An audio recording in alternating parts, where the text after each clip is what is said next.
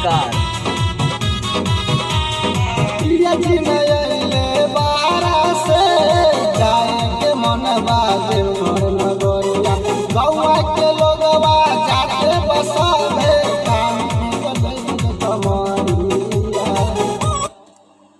नमस्कार दोस्तों, फिर से हम हैं रिश्ते म्यूजिक रिकॉर्डिंग स्टूडियो मुंबई से। आप लोग अभी रिकॉर्डिंग वीडियो देख रहे हो।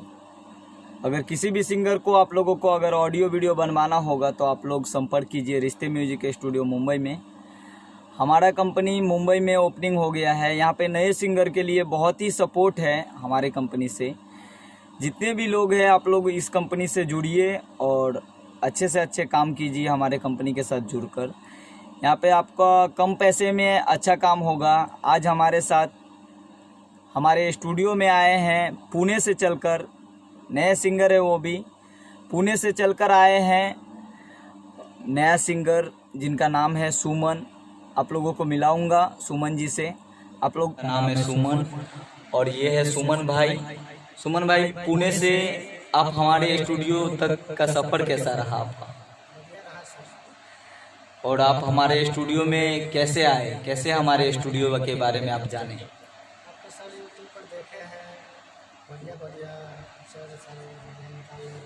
ओके, तो आपको क्या लग रहा है कि इस स्टूडियो से आपको सपोर्ट मिल सकता है? क्यों नहीं मिलेगा सर? आप पूरा विश्वास बनाकर आए हैं कि इस स्टूडियो में हमारा अच्छा सपोर्ट होगा। विश्वास यहाँ पर आपको कैसे गाना गवाया जाता है? बढ़िया है सर।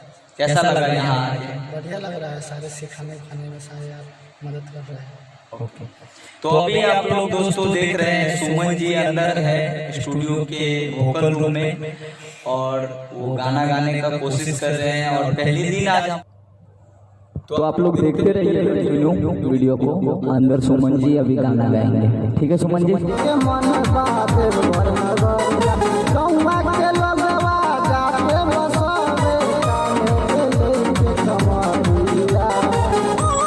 हेलो हेलो हेलो अच्छे से।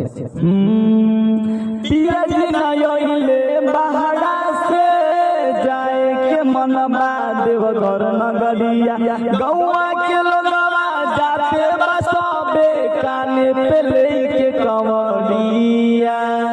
जो लास्ट में आप छोड़ रहे हैं ना सुमन जी, उसको भी अच्छे से एकदम अच्छे से छोड़िए ताकि एक स्लो फ्लो लगे। ठीक है, आप एक बार लो कर रहे हो। ठीक है,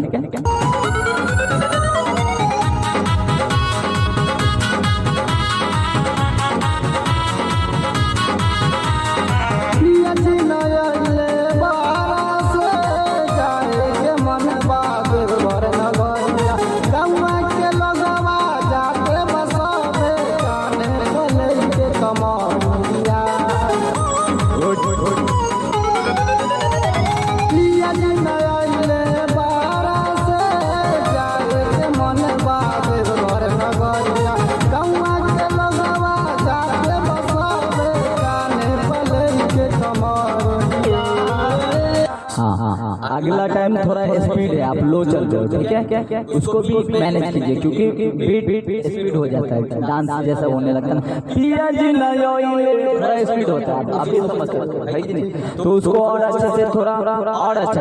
ठीक है, चलिए।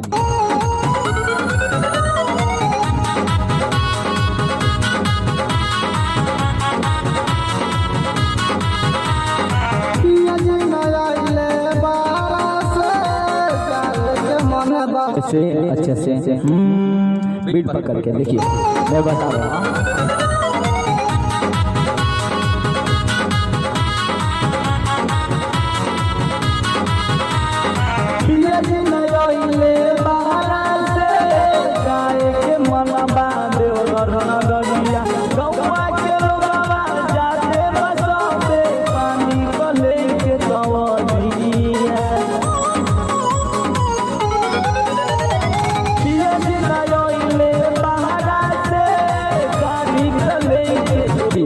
आपका जो भी शब्द है वो थोड़ा स्पीड आगे डाल लीजिए। ठीक है, और म्यूजिक को पकड़ के चलिए। अच्छा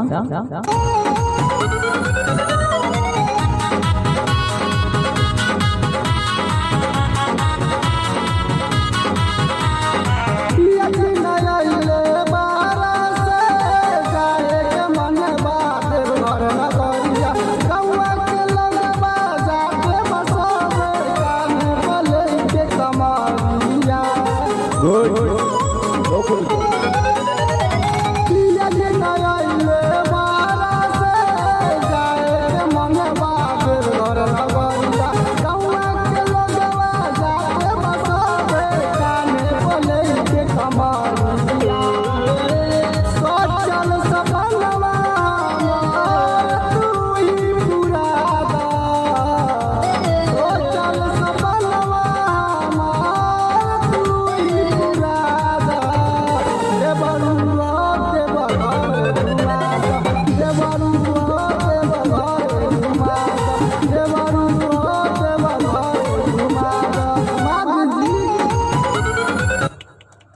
सुन ले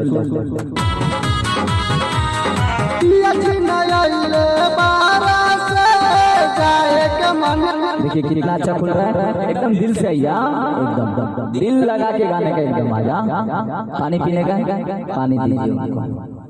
तो आप लोग लाइव वीडियो देखते रहिए। आज सुमन जी का रिकॉर्डिंग हो रहा है और लड़का पुणे से चलकर आया है हमारे स्टूडियो में। अगर आप लोग भी ऐसे ही नए सिंगर हैं तो रिकॉर्डिंग के लिए ऑडियो वीडियो बनवाने के लिए आ सकते हैं। यहाँ पे पूरा सपोर्ट किया जाएगा। आपका छोटा भाई सुधीर कुमार यादव, मैं सपोर्ट करूंगा आपको, तो बने रहिए आप लोग लाइव वीडियो को देखते। तो अभी सुमन जी लौंग खा रहे हैं गला को फ्रेश करने के लिए लौंग खा रहे हैं। आप लोग भी लौंग खाइए, गला फ्रेश होगा आपका। चलिए गेट बंद कीजिए सुमन जी, और बंद कीजिए। चलिए हाँ एकदम ऐसे हो गया। हाँ पिया जी नयोइले पहाड़ा से जाए के मन बांधे घर नगरिया गौवा के जाते पले के कमरिया। तकलीफ हो रहा है ना अभी गाने में, गले में लॉन्ग है गले में। चलिए हाँ पिया जी नयोइले पहाड़ा से जाए के मन बांधे घर नगरिया गौवा के लोगवा जाते बसबे कानी पे लेके कंवरिया। ठीक है आइए चलिए ट्रायल लीजिए।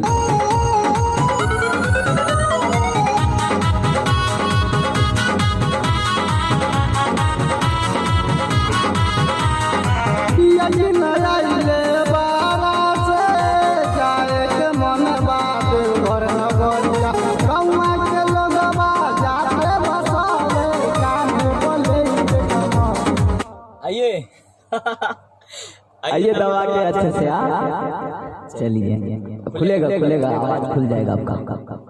देखिए कितना अच्छा आवाज हो गया अभी।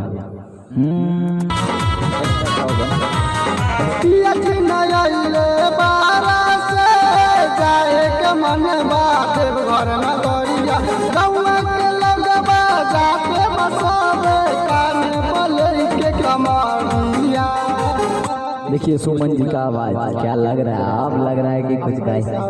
हाँ और एकदम ऐसे ही यहाँ पे आ गए हो आप, यहाँ पे पूरा सपोर्ट किया जाएगा। आज पूरा रात हम सुमन जी को गवा के एकदम अच्छे से, जब तक गायकी नहीं करेंगे तब तक इनका गाना नहीं होगा। तो आप लोग बने रहिए लाइव वीडियो से और देखते रहिए। चलिए आइए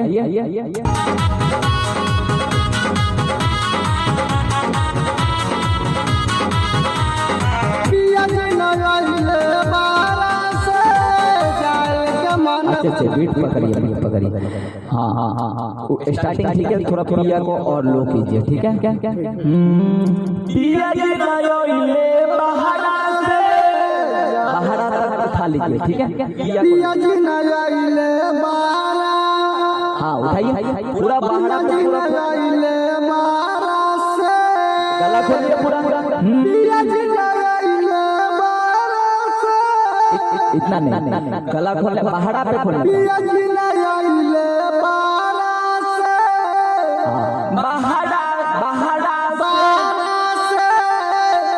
अच्छे से ठीक है बाहर से। ठीक है चलिए आइए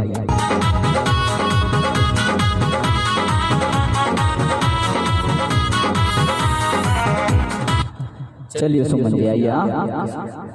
तो आप लोग बने रहिए लाइव। एक बार सर इसके मतलब गला निकाल कर आवाज करता हूँ, कैसा लग रहा है उसके हिसाब से। नहीं वैसे ही जैसे अभी गा रहे हो आप खुल के वैसे गाओ। अच्छा ठीक है और थोड़ा हो जाएगा। आइए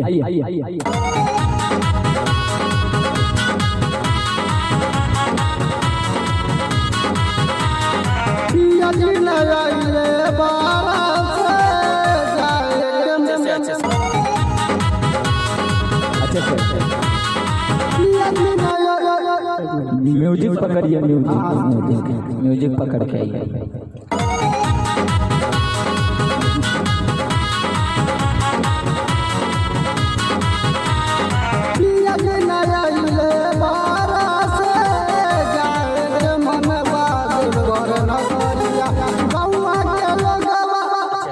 अच्छे से देखिए, इसको इसी पिया को उठाने का ऐसे सुन। पिया जी नया ले बारस, पिया जी ना आइले तक देखिए कितना अच्छा हो गया। ठीक है, ऐसे उठाने का। पिया जी नया ले बहारा से जाए के मनबा देवघर नगरिया, गौवा के लोग जाते बसावे काने पले के कंवरिया। अच्छा सही है, नहीं करना, उसको तेज करना है। हाँ एकदम प्यार से। पिया जी नया ले बहारा से हम ऐसे गाएंगे कि हमारा गला भी कंट्रोल में होना चाहिए, फटना नहीं चाहिए गला।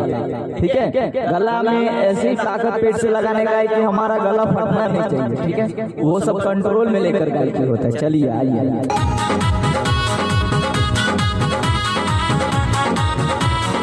1 2 3। पिया जी नया ले बारस, जाए के मनवा देवघर नगरिया, गौवा के लगवा जाते बसावे काने पले के कमरिया। हाँ, गौवा को भी वैसे ही उठाने का आपको, जैसे पहले उठाते ना। पिया जी नरोइले पहाड़ा से जाए के मनबा देवघर नगरिया, गौवा के लगवा जाते बसावे काने पले के कंवरिया। ऐसे उठने का, लो नहीं करने का। मतलब एक सांस बीच में तोड़ दे क्या, फिर सांस से कहाँ पे तोड़ोगे? सैया जी नया ले बारस, जाए के मनवा देवघर तोड़िए ना। नगरिया, गौवा के लोगवा जाते बसावे काने पे लेके कंवरिया। मतलब आइए है ना, चलिए आइए।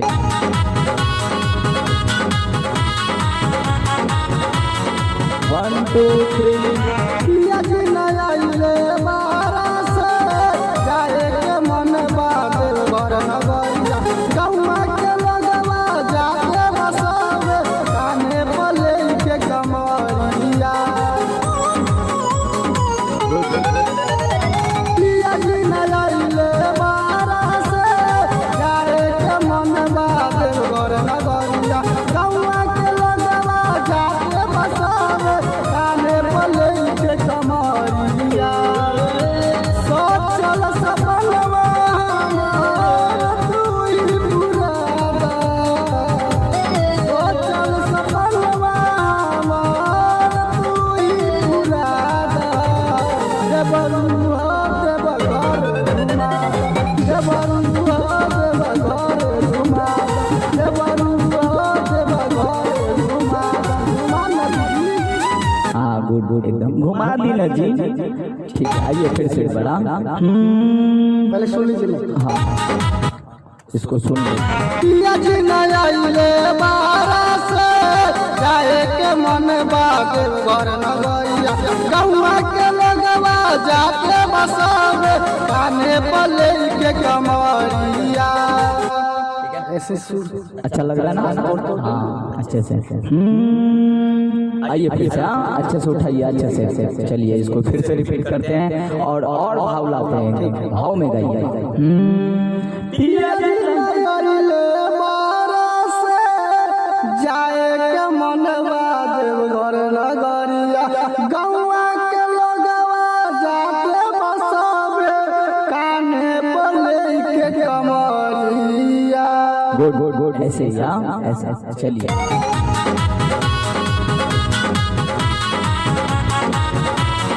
1 2 3। ओ पिया जी नया अच्छे से बीट करो।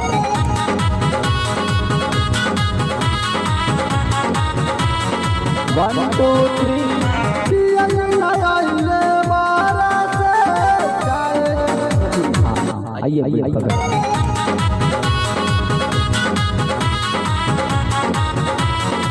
1 2 3। पिया जी नया ले बारस, जाए के मनवा देवघर नगरिया, गौवा के लगवा जाते बसावे काने पे लेके कंवरिया। पिया जी नया ले बारस, बीट पिछड़ रहे हो आप। ठीक है, थोड़ा स्पीड होना है। हाँ कंवरिया। 1 2 3 यज्ञ नयाइले बारा से जाए के मन बात घर नगरिया गौआ के लगवा जाए पकोड़े काने पे लेके कमरिया सोचल सपनवा तू ही पूरा सोचल सपनवा तू ही पूरा देवरू हो थोड़ा पीछे करके ले लीजिए।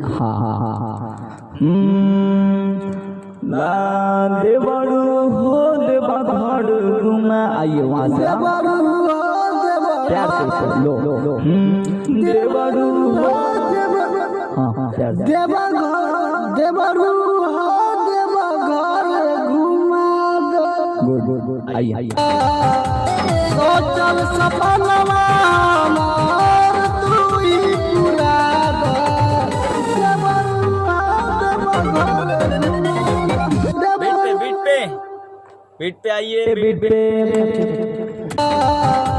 सोचल सपनवा मोर तू ही पूरा दो देवरू हो देवघर देवरू हो देवघर घुमा दो देवरू हो देवघर घुमा ना गुड गुड गुड सोचल सपनवा मोर तू ही पूरा दो देवरू हो देवघर घुमा दो देवरू हो देवघर अच्छे से अच्छे से प्यार से देवरू देवरू हो देवघर घुमा दो देवरू हो देवघर लो कर लीजिए उठने का नहीं है लो लो लो ठीक है